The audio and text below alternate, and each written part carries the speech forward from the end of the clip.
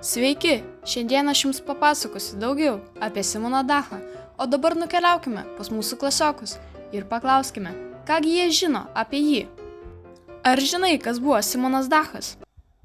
Aš manau, kad Simonas Dachas buvo poetas. Kaip manai, kuo jis domėjosi? Jei gerai prisimenu, Simonas Dachas domėjosi eilėmis, eilėraščiais. Kuo Simonas Dachas garsus? Aš manau, kad Simonas Dachas sukūrė Nikį ir eilėraštį apie Ameriką. Gal žinai, kodėl mūsų mokykla pavadinta jo vardu?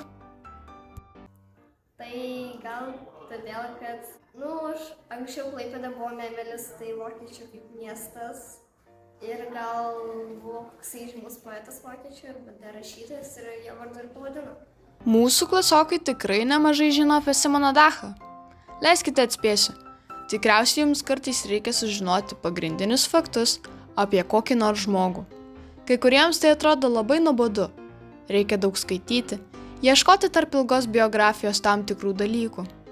Na, tai būna ne visiems. Kaip tik atvirkščiai, jiems patinka tokie dalykai.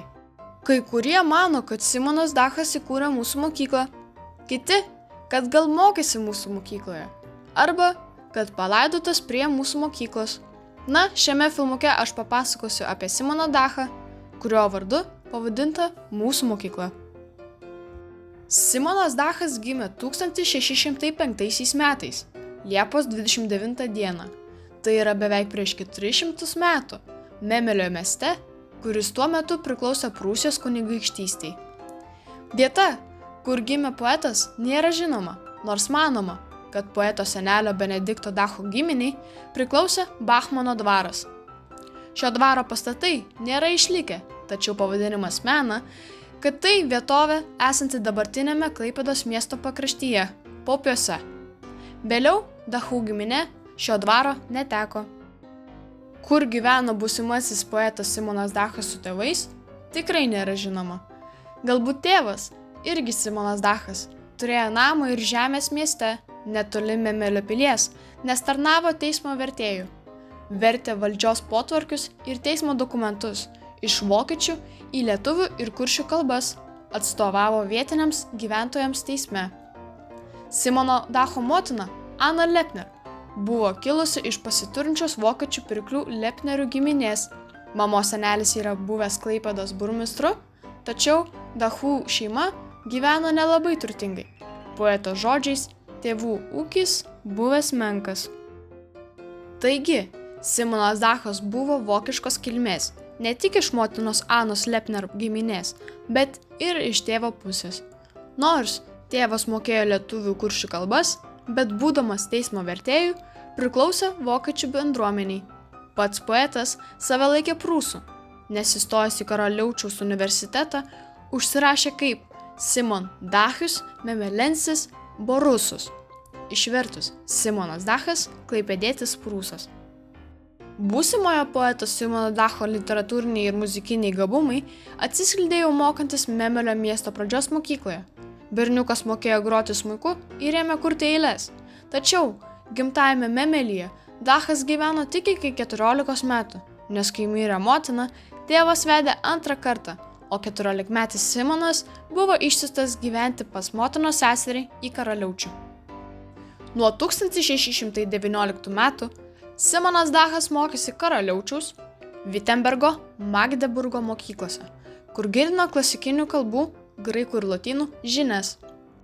Į gimtinę Simonas Dachas grįžo tik vieną kartą, prasidėjus maro epidemijai Vokietijoje.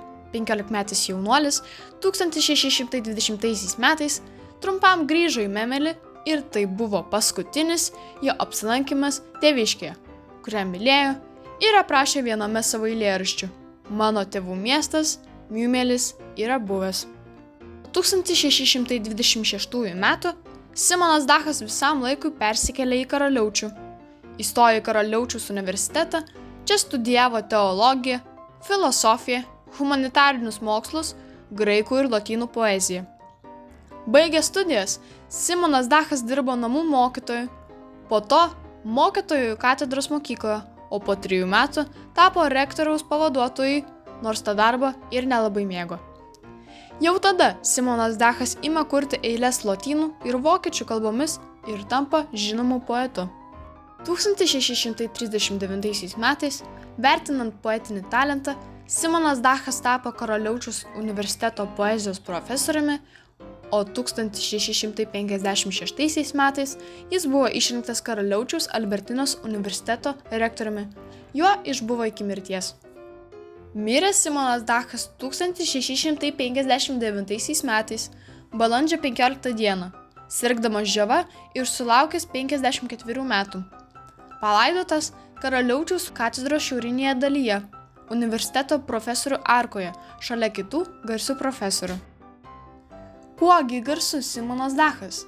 Jis žymus 17 amžiaus rytų Prūsijos poetas, rašęs eiles vokiečių ir lotynų kalbomis.